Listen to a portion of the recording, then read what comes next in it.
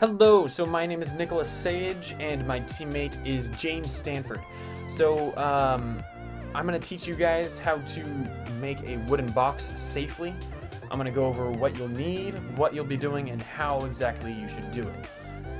First things first, I'm going to go and show you the tools you'll need. Here I have some measuring tools. I've got a right angle, a carpenter's angle, measuring tape, and calipers. You really only need one or two of these just to get a base of what you're measuring. Here I have my clamps, and I found out that I didn't have as many as I needed.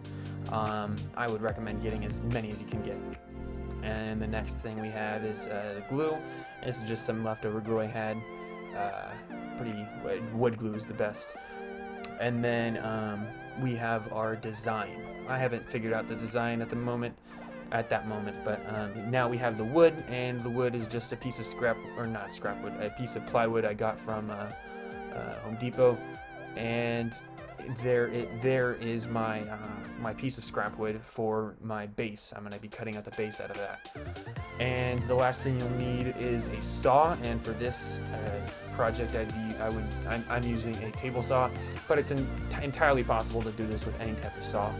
I'm just using the table saw because it's a lot easier and it's a lot more precise, as far as I thought. I'm going to be going over the safety hazards required before using the saw. And here I went in detail about how exactly you should be doing everything. Here I'm making my first cut, second cut I believe, and that was after I measured out the distance between the end of the saw blade and the other end of the fence. Now I have all my pieces, so I'm cutting out the rabbet joints, and now here I'm actually gluing them. The rabbet joint is just a easier, more surface area for the glue to adhere to, and as long as you get glue on every single edge of your cut, it should glue perfectly. So here I'm putting it all together and making sure that it's all fitting, and now I'm putting the clamps on.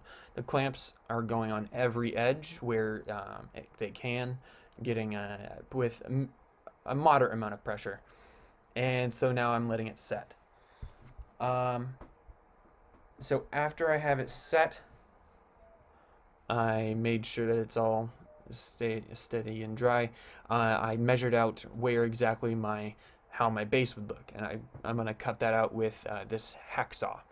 So after I do that, I place the base on the bottom of the frame, making sure it's all lined up, and then I get started on gluing the base to the bottom of the frame. So now that that's done, I am retrofitting the lid to the box. And so now at this point, it's more up to a matter of preference for how you'd like to attach the lid to the box.